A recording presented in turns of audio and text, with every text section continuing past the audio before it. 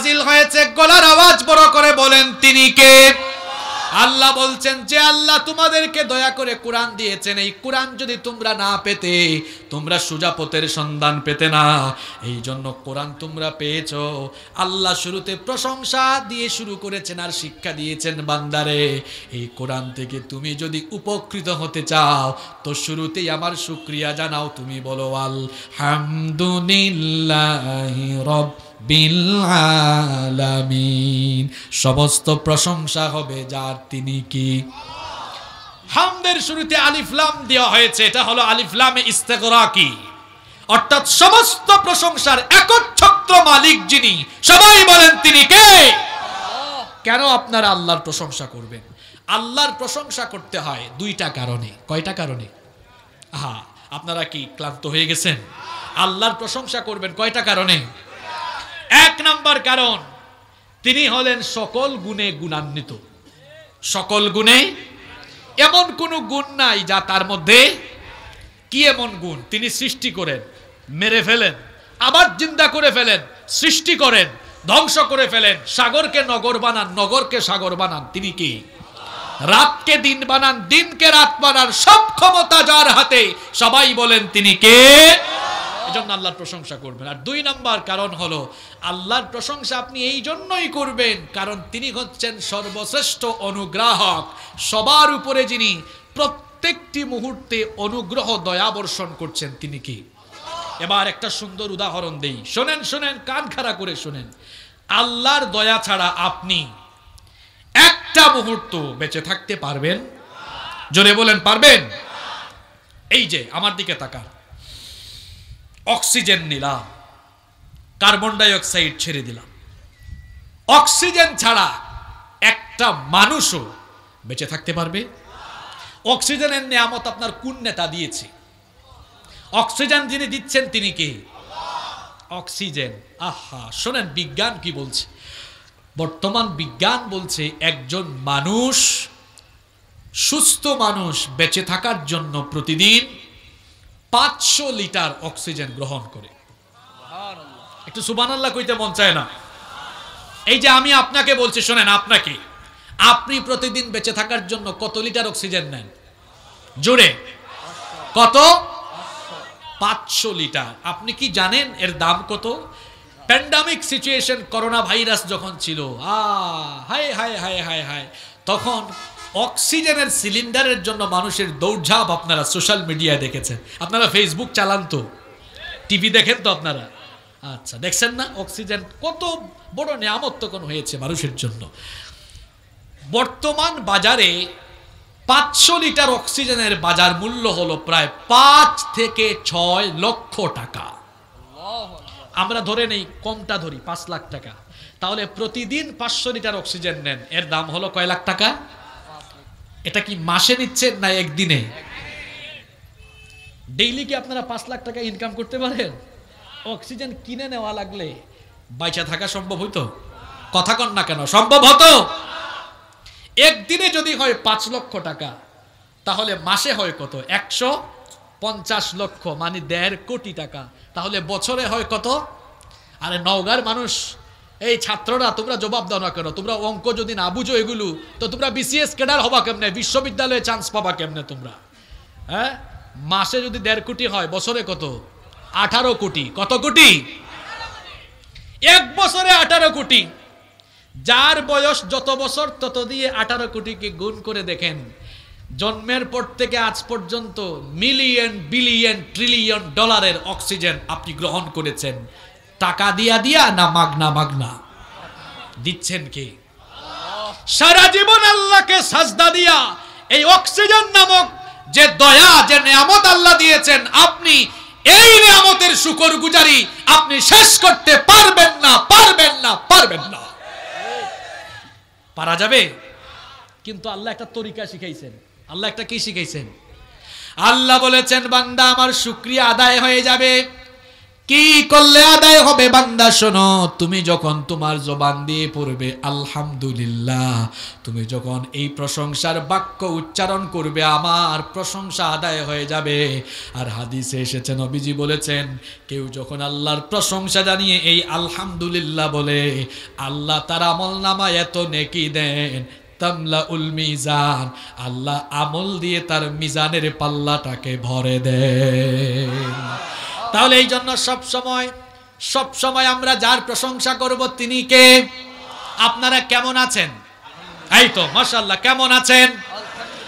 ভালো আছি পরে বলবো, আলহামদুলিল্লাহ আগে বলবো, কারণ আমাকে ভালো যিনি রেখেছেন তিনি কি। এই জন্য একটা মুচকি হাসি দিয়ে শুকরিয়া জানিয়ে আমরা বলি আলহামদুলিল্লাহ। সব সময় আমরা আল্লাহর প্রশংসা করি, আল্লাহর বরত্ব ঘোষণা করি। ইসলাম এই কালচার আমাদেরকে শিখিয়েছে, তারবিয়াত ইসলাম আমাদেরকে শিখিয়েছে। আমরা যখন কোনো সুন্দর পাহাড় দেখি, নদী দেখি, ঝর্ণা দেখি, সাগর দেখি, তখন আমরা বলি না ওয়াও, ফ্যান্টাস্টিক, অ্যামেজিং, এগুলো আমরা বলি না, আমরা বলি মাশাআল্লাহ, সুবহান, কারণ এগুলোকে সুন্দর করে যিনি বানিয়েছেন তিনি কে।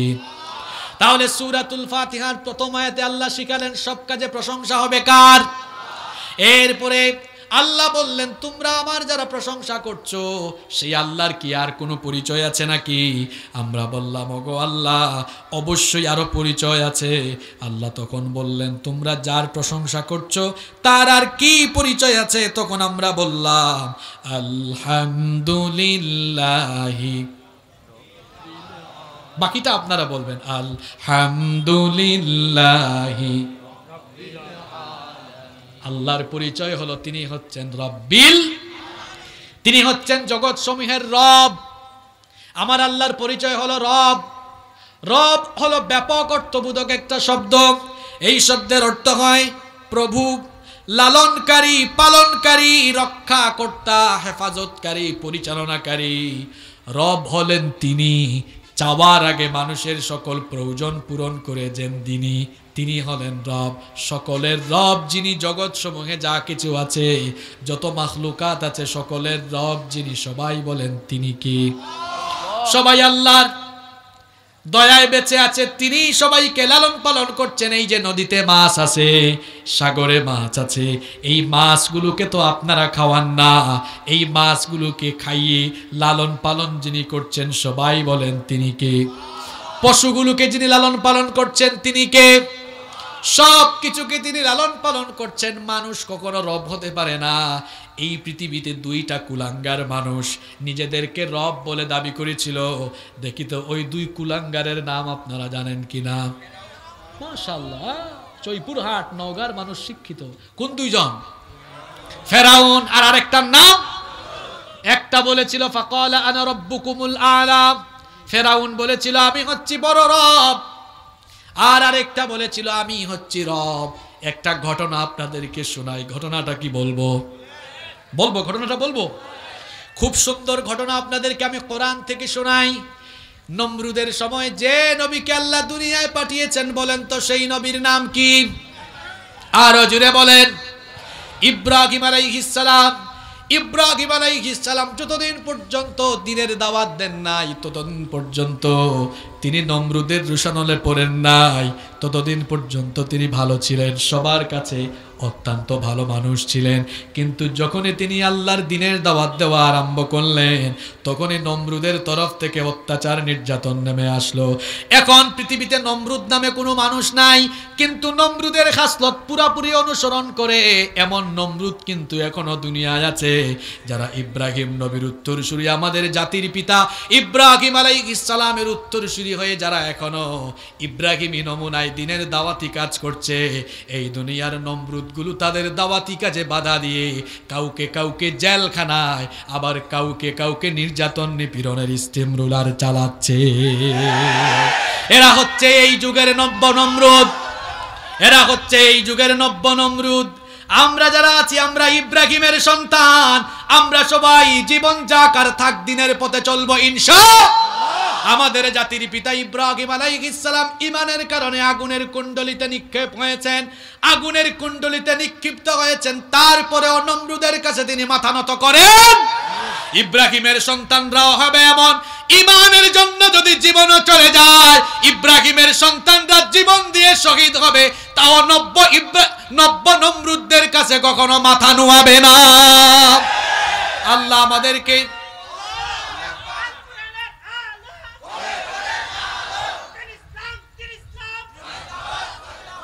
আমার ভাইয়েরা, ইব্রাহিম আলাইহিস সালাম যখন দাওয়াত আরম্ভ করলেন, নমরুদ তখন ইব্রাহিম আলাইহিস সালামকে ডেকে আনলো, ডেকে এনে বলল, ও ইব্রাহিম, তুমি আবার কোন রবের, তুমি আবার কার দিনের দাওয়াত দাও? ইব্রাহিম নবী বললেন, আমি আমার রবের দাওয়াত দেই। নমরুদ বলল, আমি তো রব, তুমি আমার নতুন কোন রব পেয়েছো? নমরুদ বলল, তুমি তোমার রবের পরিচয় দাও, দেখি তুমি কোন রব, ওই রবের একটু পরিচয় বলো।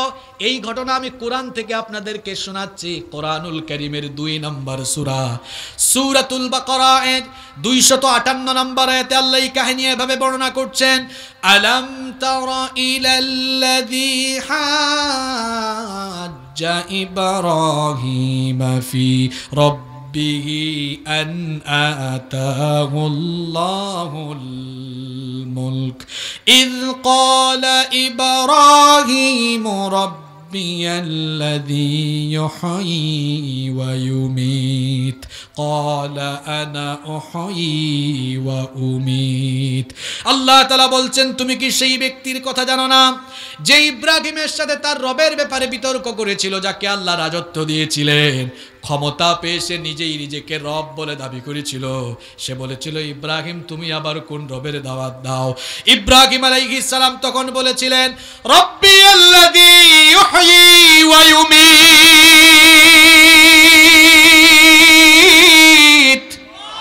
ইব্রাহিম আলাইহিস সালাম বলেছিলেন, আমার রব হচ্ছেন তিনি জীবন দেন যিনি, আবার জীবন কেড়ে নেন যিনি।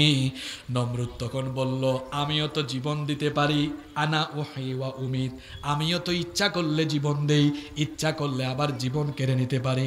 তো তোমার রব আমার থেকে শ্রেষ্ঠ হয় কেমনে? আমিও তো ইচ্ছা করলে মানুষকে জীবন দিতে পারি, ইচ্ছা করলে আবার মানুষকে আমি মরণও দিতে পারি। কেমনে দিতে পারে সে আবার ঘটনাও দেখাই দিল। বলল, দেখো ইব্রাহিম, এখনই তোমাকে দেখায়া দেই কেমনে আমি জীবন দেই, মরণ দেই। তখন সে সৈন্যবাহিনীকে অর্ডার করলো, কারাগারে চলে যাও, সেখানে গিয়ে মৃত্যুদণ্ডপ্রাপ্ত, ফাঁসির দণ্ডপ্রাপ্ত 2 জন আসামিকে বের করে আমার সামনে হাজির করো। মৃত্যুদণ্ডপ্রাপ্ত 2 জন আসামিকে যখন, 2 জন কয়েদিকে যখন নমরুদের সামনে হাজির করা হলো, নমরুদ তখন বলল, দেখো ইব্রাহিম, কেমনে আমি জীবন দেই। জল্লাদকে বলল, এই 2 জনের মধ্য থেকে একজনকে এক্ষুনি মেরে ফেলো, এক্ষুনি তার মৃত্যুদণ্ড দাও। আর আরেকজন কয়েদি অপরাধী বলল, তারে ছেড়ে দাও। নমরুদ বলল, দেখেছো ইব্রাহিম, আমি একজনকে এখনই ইচ্ছা করে মেরে ফেললাম, আর আরেকজনের জীবন আমি বাঁচাইয়া দিলাম, তাহলে আমি মারতেও পারি, আবার জীবনও দিতে পারি। যে যুগের শয়তান ছিল যেমন, সেই যুগের নবীরাও ছিলেন তেমন। এই জন্য নবীরা তো আর দুনিয়াতে আসবেন না, নবীদের পরে দুনিয়াতে যেই কায়দার শয়তান হবে যেমন, ওই যুগের জন্য ওই জাতের আলেমও আসবে তেমন। যে যুগে যেই জাতের শয়তান থাকে, ওই যুগে আল্লাহ ওই জাতের নবী দিয়েছেন। যেমন ফেরাউন, সে খুব টাটকা শয়তান ছিল, আল্লাহ দিয়েছেন রাগী নবী মুসা, এক থাপ্পড়ে দিয়া তারপরে দুনিয়া থেকে শেষ। মুসা নবীকে এমন সাহসিকতা যিনি দিয়েছেন তিনি কে?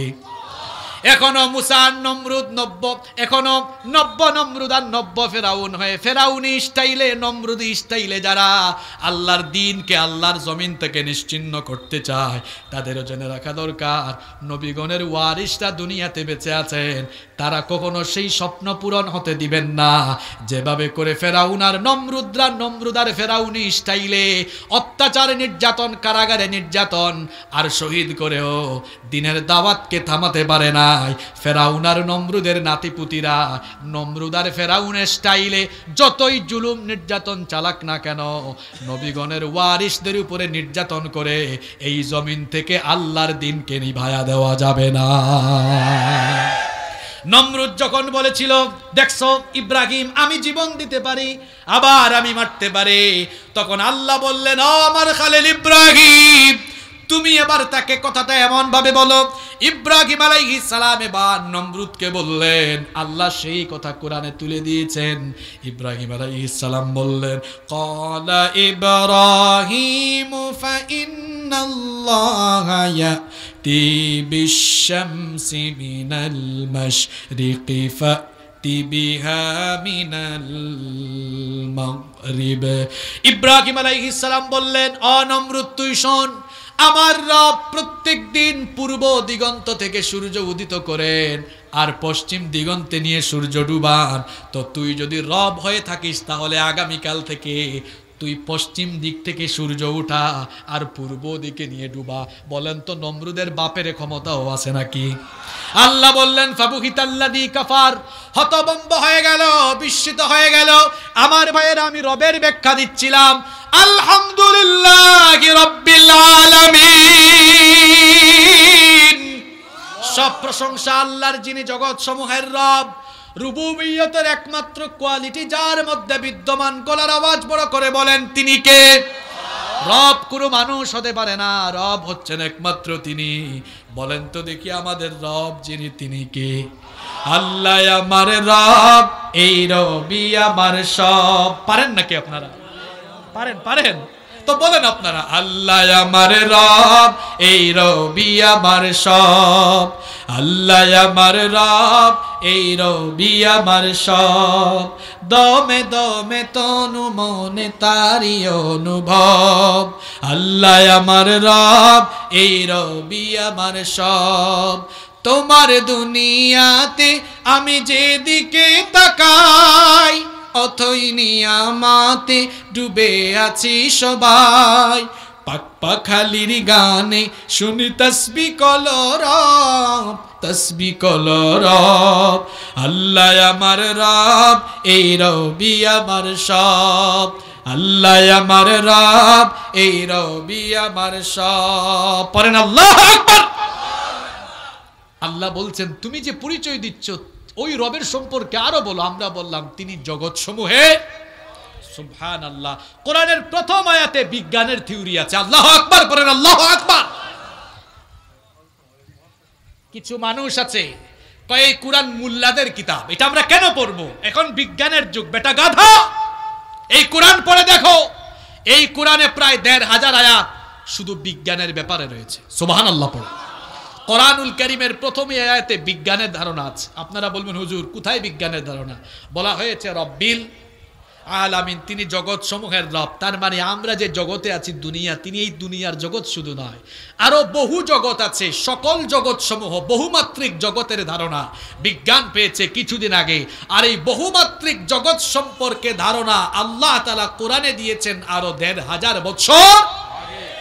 আমাদের মাথার উপরে মহাশূন্য যে জগৎ আছে, এই মহাশূন্য নিয়ে আপনি চিন্তা করলে অবাক হয়ে যাবেন।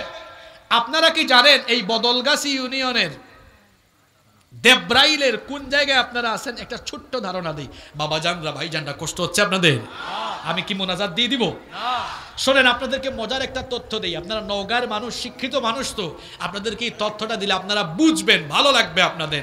আমরা কত ক্ষুদ্রতম জায়গায় থেকে কত বড়াই। আরে বাপরে বাপ, আমাদের বড়াই দেখছেন? একটু ক্ষমতা পাইলে আছে না নাই? কাউকে গুনেও না। যে যখন বসে যায় চেয়ারে, উঠে যায় গিয়ারে। মাথা মুতা ঠিক নাই। বেটা চিন্তাও করে না, চেয়ারে বসাইছেন যিনি, ওই চেয়ার থেকে জুতার বাড়ি খাওয়াইয়া বেজ্জত করে নামাইতে পারেন তিনি। সকল ক্ষমতার মালিক কি? আমরা কত ক্ষুদ্র জায়গায় বাস করি। শুনেন, এই বদলগাছি উপজেলার দেবরাইলে আমরা বাস করি। এই বাংলাদেশের আয়তন খুব বেশি না। আমাদের পার্শ্ববর্তী দেশ, প্রতিবেশী দেশ বাংলাদেশের চাইতে আরো প্রায় ৩০ গুণ বড়। এর চেয়ে আরো বড় বড় দেশ আছে। কানাডা বাংলাদেশের চেয়ে প্রায় ৯০ গুণ বড়। আমেরিকা ১০০ গুণ বড়। পৃথিবীতে আয়তনের সর্ববৃহৎ দেশ হচ্ছে রাশিয়া, যেটা বাংলাদেশের চেয়ে আরো ১৬০ গুণ বড়। এরকম প্রায় ২৬০টারও বেশি দেশ পৃথিবীতে আছে। এটা নিয়ে পৃথিবী না, এই ২৬০টা দেশ নিয়ে হচ্ছে পৃথিবীর মাটি, স্থলভাগ। পৃথিবীর ৪ ভাগের ৩ ভাগ পানি আর ১ ভাগ মাটি। আর পানি, এই জলরাশির আয়তন কত জানেন? শুধুমাত্র প্রশান্ত মহাসাগরের আয়তন হলো ১৬,৫৭,২৪,০০০ বর্গ কিলোমিটার। আল্লাহু আকবার পড়েন। এরকম বিশাল বিশাল সাগর মহাসাগর, এই বিশাল পৃথিবী, এই পৃথিবীর চাইতে মহাশূন্যে যে সূর্য আছে, এই সূর্য হলো আরো 13 লক্ষ গুণ বড়। আমরা যে পৃথিবীতে আছি এটা একটা গ্রহ, এটা একটা গ্রহ। পৃথিবী ছাড়াও আমাদের এই সৌরজগতে আরো বেশ কয়েকটি গ্রহ রয়েছে। ছোটবেলায় অনেকে পড়ছেন না, বুধ, শুক্র, পৃথিবী, মঙ্গল, বৃহস্পতি, ইউরেনাস, নেপচুন। ছাত্র ভাইরা পড়ছো কিনা তোমরা এগুলা? একটা সৌরজগতের ভেতরে এতগুলো গ্রহ রয়েছে, আর এই সৌরজগতের সেন্টারে আছে কি? সূর্য। এই সূর্যটা হলো পৃথিবীর চাইতে 13 লক্ষ গুণ বড়, এবং এই সূর্য এত বিশাল আর এর দূরত্ব পৃথিবী থেকে এত বেশি। এই যে আজকে তাপমাত্রা আপনাদের মনে হয় 40-এর মতো ছিল, তাই না? খুব গরম। সূর্যের যে তাপের হিটিং, এখন এই যে হিটটা আসে, হিট এটা কিন্তু ডিরেক্ট আসে না। এই যে অপারেটর ভাই এখানে আছে কিনা জানি না, এই লাইটগুলো কত পাওয়ারের আমি জানি না, অনুমান করে বলেন তো কত হইতে পারে? 30 না? 30, আচ্ছা আমি ধরলাম 30। সূর্য, একটা সূর্য গোটা পৃথিবী আলোকিত করে দেয়। কয়টা সূর্য? এটার পাওয়ার কত জানেন? বর্তমান বিজ্ঞানীরা গবেষণা করে বলছেন সূর্যকে যে টেম্পারেচার দেওয়া হয়েছে তার পরিমাণ হলো 1,40,00,000 সেন্টিগ্রেড। আল্লাহু আকবার পড়ে চিন্তা করেন তো ভাইয়েরা, 1,40,00,000 সেন্টিগ্রেড তাপমাত্রার আলো যদি এসে সরাসরি এই বদলগাছিতে হিট করে, আপনারা থাকবেন?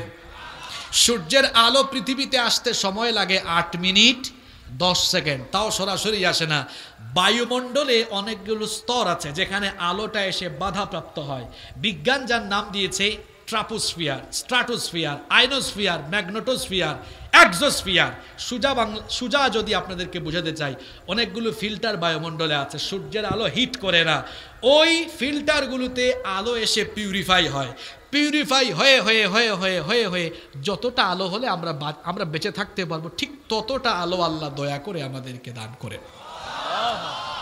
এই সূর্যের চাইতে আরো বিশাল বিশাল জিনিস মহাশূন্যে আল্লাহ স্থাপন করেছেন। এক একটা তারকা এই যে দেখা যায় ছোট ছোট, কিন্তু এগুলোর সাইজ কত আপনি জানেন? যেই সূর্য পৃথিবীর চেয়ে 13 লক্ষ গুণ বড়, এই ধরনের 50 কোটি সূর্যকে পেটের ভিতরে গিলে নিতে পারবে এ ধরনের বিশাল বিশাল সাইজের তারকা আল্লাহ এক একটা গ্যালাক্সির ভেতরে সৃষ্টি করেছেন। আল্লাহু আকবার। এই মহাশূন্যে একটা গ্যালাক্সি নয়, আমরা তো কোনো একটা গ্যালাক্সির কোনো একটা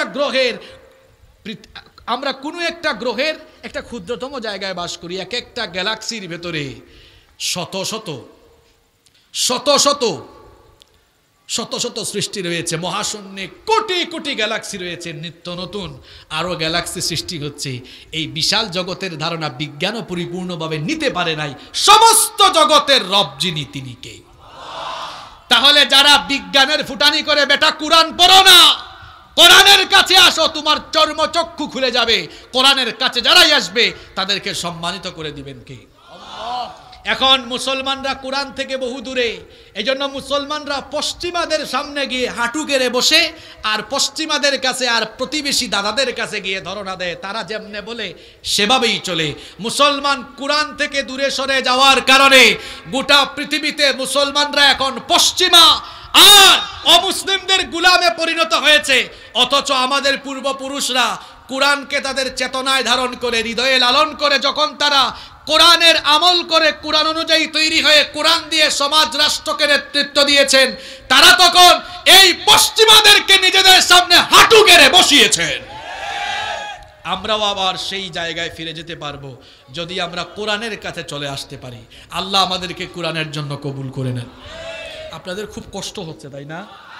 আমি বেশি না, আর 15 মিনিট কি আপনারা থাকবেন? থাকবেন তো? আচ্ছা, এবার আসেন। আমরা প্রথম আয়াতে বললাম আলহামদুলিল্লাহ রাব্বিল আলামিন, সমস্ত প্রশংসা আল্লাহর যিনি জগৎ সমূহের প্রতিপালক। আল্লাহ বললেন আর কি কোনো পরিচয় আছে নাকি? আমরা বললাম হ্যাঁ পরিচয় আছে। দেখি আমার দিকে তাকান, আর এই আয়াতটা পড়েন তো সবাই। 2 নম্বর আয়াতটা আমার সঙ্গে পড়েন। আমরা বললাম আল্লাহ আপনার আরো পরিচয় হলো আর রহমানির রহিম। শোনেন, আজ থেকে নামাজে দেখবেন মনোযোগ আরো বাড়বে, কারণ সূরা ফাতিহা আপনারা বুঝতেছেন ইনশাআল্লাহ। আপনার পরিচয় আপনি রহমান, আপনি রাহিম। রহমান মানে হচ্ছে দয়াবান, রাহিম মানে হচ্ছে মেহেরবান। দুইটার অর্থ কাছাকাছি, কিন্তু এই দুইটার অর্থ কাছাকাছি হলেও এই দুইটা ভেতরে পার্থক্য আছে। পার্থক্যটা হলো আল্লাহ তাআলা দুনিয়ার এই জিন্দেগিতে সবার প্রতি দয়াবান, কিন্তু আখিরাতে পরকালে আল্লাহ সবার প্রতি দয়াবান হবেন না। এক শ্রেণীর মানুষদের জন্যই তার দয়া থাকবে। তারা কারা? আল্লাহ বলেছেন ওয়াকানা বিল মুমিনিনা, আল্লাহ বলেছেন ওয়াকানা বিল মুমিনিনা রহিমা।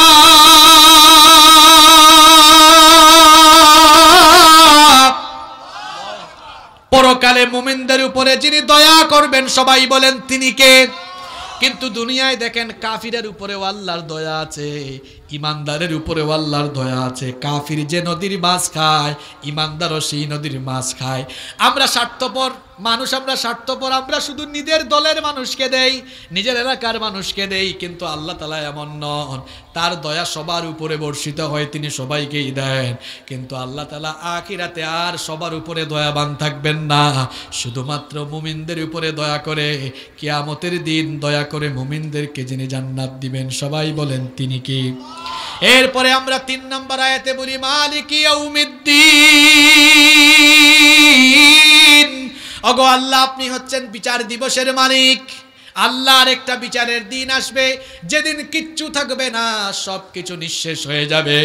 আল্লাহ বলেছেন কুল্লু মান আলাইহা ফান,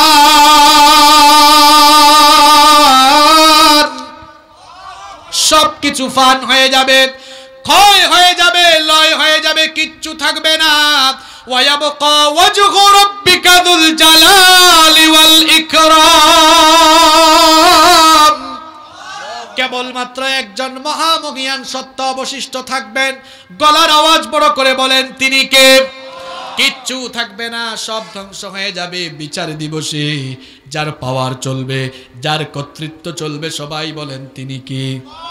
তিনি হচ্ছেন বিচার দিবসের মালিক। আল্লাহ এমন ভাবে কিয়ামতের দিন বিচার করবেন, কারো উপরে আল্লাহ জুলুম করবেন না। দুনিয়ায় আমরাও বিচার করি, আমরা তো মানুষ, আমাদের নেচার হলো এমন। বিচার করতে যে মাঝে মাঝে আমরা বিচারের নামেও বিচার করি, এমন ভাবে আমরা মাঝে মাঝে বিচার করি। আমরা দেখা যায় বিচার করতে যাইয়া মাঝে মাঝে নিরপরাধ মানুষগুলোকে অপরাধী বানায়া জেলখানায় ঢুকায়া রাখি, আর দাগি দাগি অপরাধী গুলারে আমরা জেলখানার বাহিরে বের কইরা রাখি। বলেন তো আছে না নাই? কিন্তু আল্লাহর বিচারে এইরকম কোন সিস্টেম নাই, আল্লাহর বিচারে কোনো জুলুম নাই। রব্বুল আলামিন কিয়ামতের দিন এমন বিচারপতি হবেন, ন্যায় বিচার কায়েম করবেন, যে যতটুকু করেছে ততটুকু বদলা তাকে যিনি দিবেন সবাই বলেন তিনি কে? আল্লাহ সূরা জিলজালের শেষের আয়াতগুলোতে বলছেন ফামাইয়ামাল مثقال ذرة خيرا يره ومن يعمل مثقال ذرة شرا يره।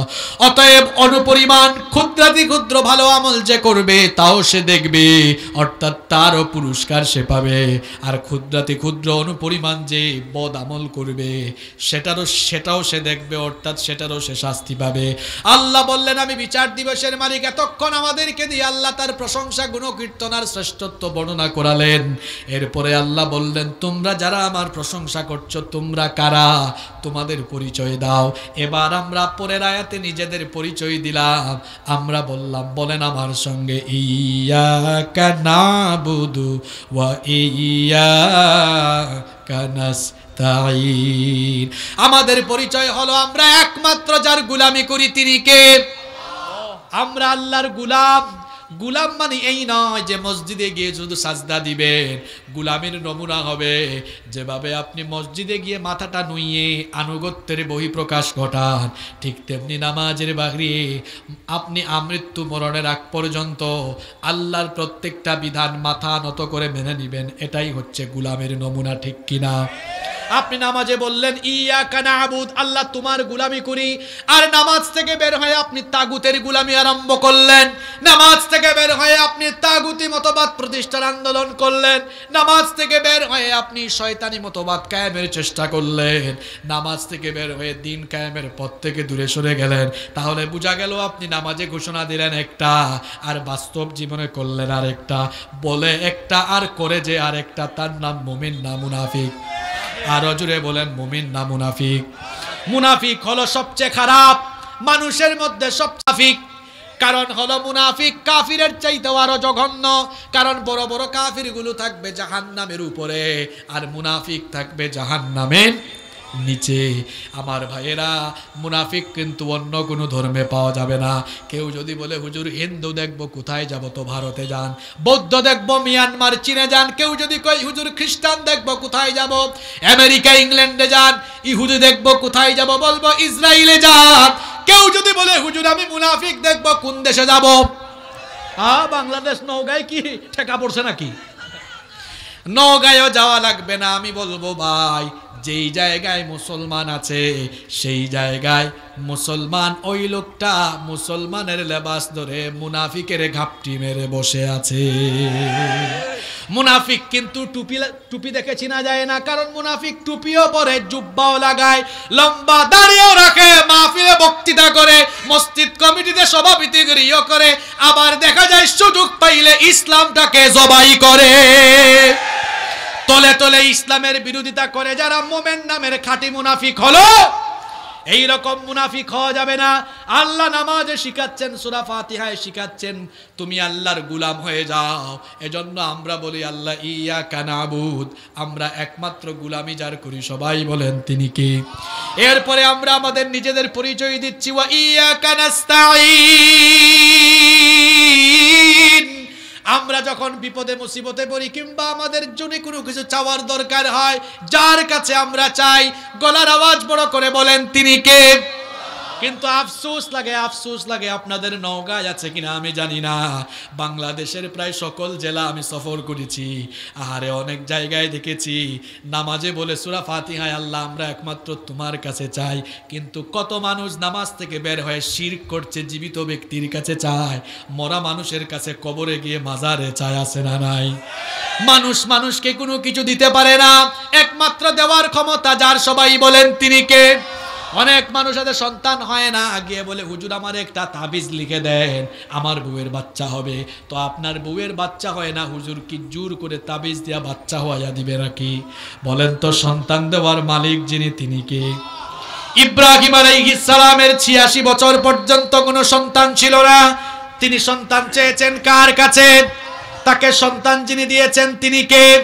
জাকারিয়া আলাইহিস সালামের কোনো সন্তান ছিল না, সন্তান চেয়েছেন কার কাছে? আবার দেখেন স্বামীহীনা এক মহিলা মারিয়াম আলাইহিস সালাম, তার পেটেও সন্তান দিয়েছেন কে? সুতরাং আপনার যদি সন্তান না থাকে, চাওয়ার মতো আল্লাহর কাছে চান। আমার আল্লাহ হলেন এমন, দুনিয়ায় কোনো মানুষের কাছে চাইলে মানুষ আপনার উপরে বিরক্ত হতে পারে, রাগ হতে পারে, কিন্তু আল্লাহর কাছে যতবার চাইবেন নারাজ হওয়া তো দূরের কথা, আমার আল্লাহ ততবার আপনার উপরে খুশি হয়ে যাবেন। সন্তান যদি না হয় আল্লাহর কাছে চান। ব্যবসায় বরকত নাই, চাকরিতে বরকত নাই, আল্লাহর কাছে চান, চাইতে থাকেন, চাইলে আল্লাহ খুশি হন। ছাত্ররা শোনো, পড়াশোনা করো, পড়া মুখস্থ হয় না, আল্লাহর কাছে চাও, রব্বি জিদনি ইলমা, আল্লাহ আমার জ্ঞান আরো বাড়িয়ে দাও। তাহলে জ্ঞানটাকে যিনি বাড়িয়ে দিবেন তিনি কি? দোয়া করো, আল্লাহুম্মা ইন্নী আসআলুকা ইলমান নাফিআ। আল্লাহর কাছে চাও, বলো আল্লাহ আমাকে উপকারী জ্ঞান দাও, যে জ্ঞান দিয়ে মানুষ উপকৃত হবে এমন জ্ঞান আমাকে দাও। যার যেটা দরকার সেটাই আপনি চান। একজন সাহাবী নবীজিকে বললেন, ওগো আল্লাহর নবী, আমি কি আর চাইবো, আমার তেমন কোনো চাওয়া নাই। নবীজি বললেন, জুতা ছিললে জুতার ফিতার কথাও আল্লাহর কাছে বলো, লবণ নাই লবণের কথাও আল্লাহকে বলো, চাও, কারণ চাইলে যিনি খুশি হন তিনি কে? আল্লাহর নবীর একটা হাদিস আমার মনে পড়ে গেল, বান্দা যখন আল্লাহর কাছে হাত তুলে আল্লাহ লজ্জায় পড়ে যান, আল্লাহ বলেন ফেরেশতা তাকায়া দেখ, আমার বান্দা দুইটা হাত আমার কাছে পেতেছে, কেমনে আমার বান্দারে আমি ফিরাইয়া দেই, আমার লজ্জা লাগে। আমার বান্দা কি চায় বল, যা চাইবে আমার বান্দাকে আমি তা দান করে দিব। তাহলে আমাদের যা কিছু চাওয়ার আছে, আমরা যার কাছে চাইব তিনি কে? আমরা ধানের ক্ষেত করব, আমের বাগানে আমরা আমের গাছ লাগাবো, কৃষি কাজ করব, ব্যবসা করব, আমরা আমাদের ফসলের মধ্যে বরকত হওয়ার জন্য। কারেন্ট চলে গেছে না? জেনারেটর কি আছে? আচ্ছা, একটা তাকবীর দিয়ে দেন, নইলে মানুষ আবার উঠে যাবে। লিল্লাহি তাকবীর, লিল্লাহি তাকবীর। কোরআন হাদিস যেখানে দুনিয়ার মাজলুম ইল্লাহে তাকবীর। সকলে একটুখানি পড়েন ইয়া আল্লাহ, সুবহানাল্লাহ। একটু জিকির করেন সুবহানাল্লাহ। সামনের ভাইরা পড়েন, পিছনের ভাইরা আপনাদেরকে দেখে দেখে পড়বে। লা ইলাহা ইল্লাল্লাহ, লা ইলাহা ইল্লাল্লাহ। এরকম কারণ কি যায় না? আজকে হঠাৎ করে। আচ্ছা, অসুবিধা নেই। আসসালামু আলাইকুম। আলহামদুলিল্লাহ, ভালো আছেন? একটু জিকির করেন ভাইয়েরা, লা ইলাহা। সামনের ভাইয়েরা জুড়ে পড়েন, তাহলে পেছনের তারা শুনবে। লা ইলাহা, লা ইলাহা ইল্লাল্লাহ, লা ইলাহা ইল্লাল্লাহ। একটু জিকির করেন, লা ইলাহা, লা ইলাহা ইল্লাল্লাহ, লা ইলাহা ইল্লাল্লাহ, লা ইলাহা ইল্লাল্লাহ মুহাম্মাদুর রাসূলুল্লাহ সাল্লাল্লাহু। আচ্ছা, মাহফিলে কি মহিলারা আছেন? হ্যাঁ, এটা আপনারা আগে বলবেন তো। ওয়া ইয়াকা নাস্তাইনের বেলায় মহিলাদেরকে বলবো, মহিলাদের দিল বড় নরম। বাড়িতে বাড়িতে গণক আছে, গণকের কাছে গিয়ে হাত দেখায় আছে না নাই? আমার মাদেরকে, বোনদেরকে বলবো, গণকদের কাছে হাত দেখাবেন না। আমি একবার গ্রামের বাড়িতে গেছি, আর এক গণককে পাইছি। ঘটনা একটা মনে পড়ছে, আমি কি বলবো? বলবো শুনেন, একটা মজার কাহিনী। আমি একদিন বাড়িতে, গ্রামের বাড়িতে গিয়েছি। আমার বাড়ি জানেননি আপনারা কুনানো? বাড়ি খই। আমার বাড়ি সিলেট। কুনানো? সিলেট। আচ্ছা, সকালবেলা আমি ঘর থেকে বের হলাম, দেখি রাস্তার মধ্যে খুব ভিড়। আমি জিজ্ঞেস করলাম, ভাই এখানে কোনো ঘটনা ঘটেছে? কয় না হুজুর। তো কি হয়েছে? কয় এক গণক আসছে, মানুষের হাত দেখে ভবিষ্যৎ বলে দিচ্ছে। আমি বললাম, দাঁড়াও, তুমি কেমন ভবিষ্যৎ জানো, আমি তোমারে দেখাই। আমি গিয়ে ভিড় ঠেলে বললাম, ভাই দেখি আমার একটু জায়গা দেন। আমি আবার যাওয়ার আগে করলাম কি, আমার এই হুজুর এটা খুলছি। এটা কি? আমি হুজুর বলছি এই কারণে, আমরা অনেক সময় টুপি পরে যে কোনো জায়গায় ঢুকলে কয়, হুজুর আপনি এখানে ঢুকছেন কেন? এটা খুললে অসুবিধা হয় না। তো আমি আমার এই হুজুরিটা খুলে ফেলছি, হুজুরিটা খুলছি, হুজুরিটা খুলে ঢুকছি। এরপরে বললাম, ভাই আপনি নাকি হাত দেখে মানুষের ভবিষ্যৎ বলেন? হ্যাঁ, আপনিও আসেন, আপনার বলে দিই। আমি একটু আগাইলাম আর হাত এমনি এমনি করলাম। একটু বুঝতেছেন তো, পজিশন বুঝে গেছে। হাত দেখাবে না কিছু একটা, একটু এমনি এমনি করলাম। কয় ভাই আপনি কি আমারে মারবেন? বললাম, তুই না জানস, ভবিষ্যৎ জানস? তো আজকে সকালতে তুই বাড়ি থেকে বের হওয়ার পরে তুই কি জানতি না এই বাড়িতে আসলে হুজুর তোরে পিটাবে? এখন তো বুঝে গেছে, গাট্টি নিয়ে মারছে দৌড়। মানুষকে বললাম, দেখেন আপনাদের ইমানের নমুনা কেমন, যে আসছে হাত দেখতে সে তার নিজের ভবিষ্যৎই জানে। মা বোনদেরকে বলবো, খবরদার গণকের কাছে যাবেন না, তাবিজের পিছনে ছুটবেন না, বরং তাহাজ্জুদের নামাজে সাজদা দিবেন। কারণ তাহাজ্জুদের নামাজ আমরা যেই সময় পড়ি, রাতের 1/3 অতিবাহিত হয়ে গেলে আল্লাহ নিজে এসে বলেন, কে আছো না ঘুমিয়ে আমাকে ডাকবা। মান যাল্লাযী ইয়াদউনি, কে আছো আমাকে ডাকবা, ডাকো ডাকো। আমাকে ডাকলে এখন আমি তোমার ডাকের জবাব দিব। সুবহানাল্লাহ। কে আছো, চাইবা, চাও, সব চাওয়া পূরণ করব। আমরা বললাম, ইয়াকা না'বুদু ওয়া ইয়াকা নাস্তাইন, আমরা একমাত্র ইবাদত করি কার? সাহায্য চাইব কার কাছে? সূরাতুল ফাতিহার প্রথম দিকের আয়াতগুলোতে আমরা আল্লাহর পরিচয় দিলাম, এরপরে আমরা আমাদের পরিচয় দিলাম। আল্লাহ বললেন, তোমরা কি আমার কাছে কিছু চাও নাকি? আমরা বললাম, হ্যাঁ। সূরা ফাতিহার একটা নাম হলো সূরাতুস সুআল, এটা চাওয়ার সূরা। আরেকটা নাম হলো সূরাতুদ দুআ, এটা হলো দুয়ার সূরা। কারণ এই সূরা দিয়ে আল্লাহর কাছে চাইতে হয় কেমনে শিখিয়েছেন যিনি, তিনি কি? এবার আমরা বললাম, আল্লাহ আমাদের চাওয়া হলো ইহদিনাস সিরাতাল মুস্তাকিম,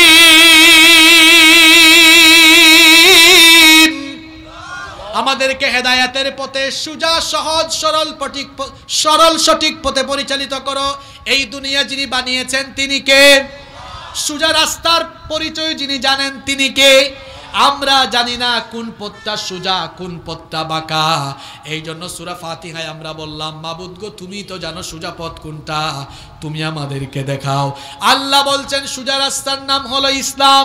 এই দুনিয়াতে দুইটা পথ, একটা হলো ইসলামের পথ আর একটা হলো জাহান্নামের পথ। ইসলামের পথে চলবে যারা জান্নাতি হবে তারা, ইসলামের বিপরীত পথে চলবে যারা জাহান্নামী হবে তারা। পথ হলো দুইটা, জুড়ে বলেন কয়টা? দল হলো দুইটা, একটা হলো হিজবুল্লাহ আল্লাহর দল, আর একটা হলো হিজবুশ শয়তান শয়তানের দল। আল্লাহর দল হলো ইসলামের দল, আর ইসলাম বাদ দিয়ে সব দল হলো শয়তানি দল, ঠিক কিনা? এই জন্য আল্লাহ বলেছেন ফারিকুন ফিল জান্নাতি ওয়া ফারিকুন ফিস সাঈর। একটা জান্নাতের দল আর একটা জাহান্নামের দল। আমরা জান্নাতি পথে চলবো ইনশাআল্লাহ। এখন জান্নাতের পথ হলো ইসলামের পথ, যেই পথে চলেছেন নিয়ামতপ্রাপ্ত বান্দারা।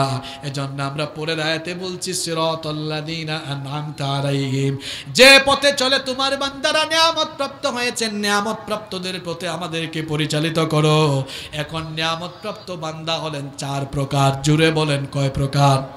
কোরআনের অন্য জায়গায় আল্লাহ বলেছেন, কোরআনের এক আয়াতের তাফসীর অন্য আয়াত করে, এটা হলো কোরআনের একটা বৈশিষ্ট্য। আল্লাহ বলেছেন নিয়ামতপ্রাপ্ত বান্দারা হলো মোট চার প্রকার, মিনান নাবিয়্যিন ওয়াস সিদ্দীকিন ওয়াস শুহাদাই ওয়াস সালিহিন। এই হলো মোট কয়টা? নবীদের তরিকা, সিদ্দীকিনদের তরিকা, শহীদ এবং নেককার বান্দাদের পথ। এই চারটা পথ হলো সিরাতুল মুস্তাকিমের পথ, নাজাতের পথ, মুক্তির পথ। এই জন্য আমরা এখানে যারা আছি এই চারটা পথেই আমরা, এই চার শ্রেণীর মানুষকে আমরা অনুসরণ করব ইনশাআল্লাহ। নবীদের পথে চলব, সিদ্দীকিনদের পথে চলব, শহীদদের পথে আমরা চলব, নেককারদের পথে আমরা চলব। তাহলেই আমাদের জন্য সফলতা হিসাবে জান্নাত যিনি রেখে দিয়েছেন সবাই বলেন তিনি কে? এরপরে শেষের আয়াতে আমরা বললাম গায়রিল মাগদুবি আলাইহিম ওয়ালাদ-দাল্লিন।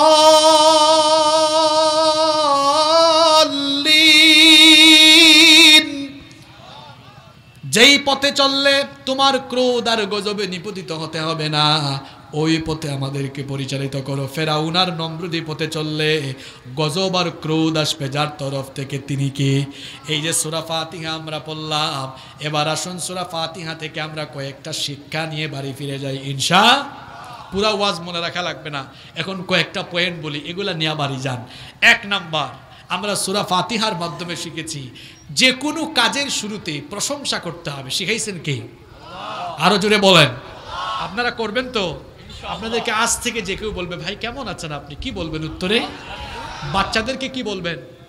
আলহামদুলিল্লাহ। ছেলেরা শোনো, ছাত্ররা পরীক্ষায় ভালো রেজাল্ট করেছো, আলহামদুলিল্লাহ। সব ভালো কাজে প্রশংসা কার? দুই নম্বর শিক্ষা সূরাতুল ফাতিহা। আমাদের রবের দয়ায় আমরা প্রতিটি মুহূর্তে বেঁচে আছি, এজন্য সব সময় যার শুকরগুজার হব তিনি কে?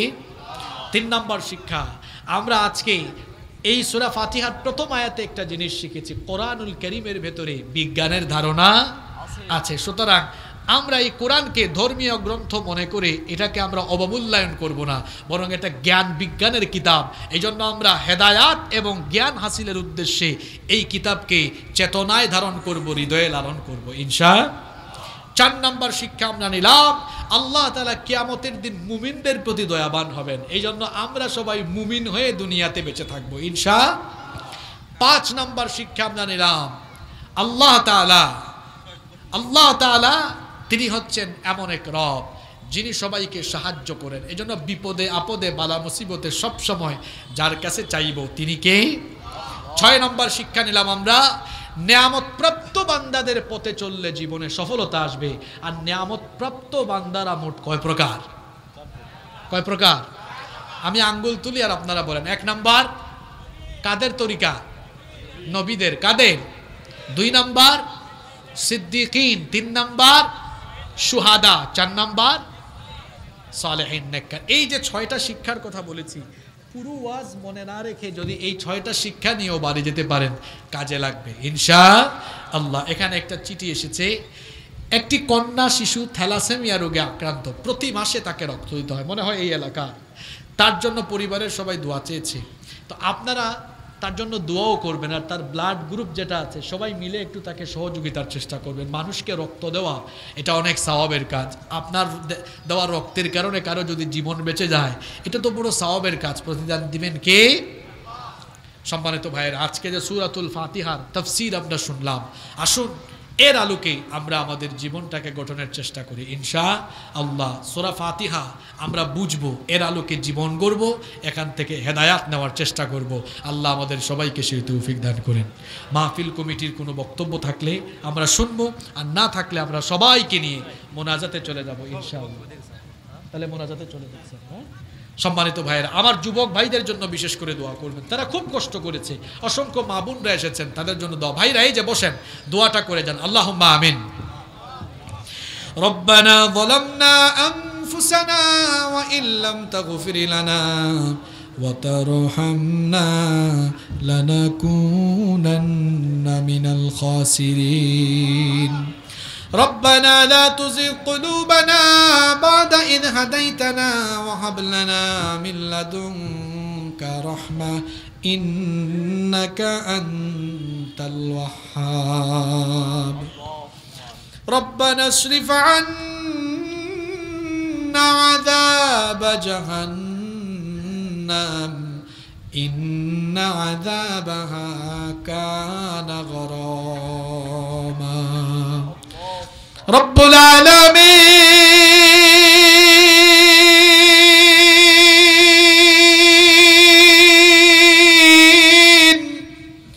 গভীর রাত পর্যন্ত আমরা তোমার কোরআন পাগল বান্দারা নীরবে বসে বসে তোমার কালাম থেকে আলোচনা শুনেছি। ও মালিক,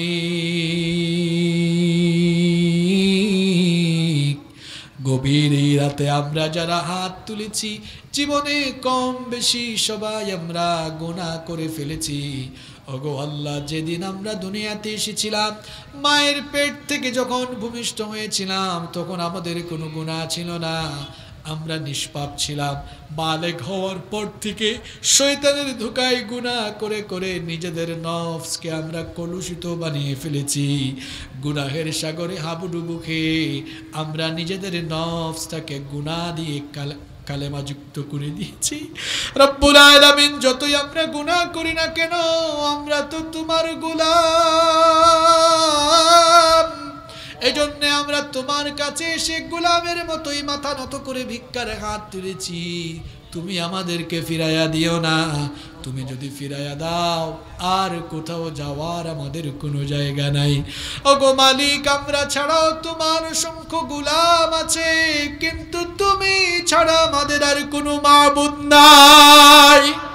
তুমি যদি আমাদেরকে বিদায় করে দাও, আর কোথাও যাওয়ার কোনো জায়গা নাই। আজকে আমরা হাত তুলেছি, তোমার কাছে ফরিয়াদ করার সুযোগ পেয়েছি। এমনও তো হতে পারে আজকের এই মোনাজাত আমাদের কারো কারো জন্য জীবনের শেষ মোনাজাত হয়ে যেতে পারে। আর কোনোদিন তোমার কাছে হাত তোলার সুযোগ নাও পেতে পারি গো আল্লাহ।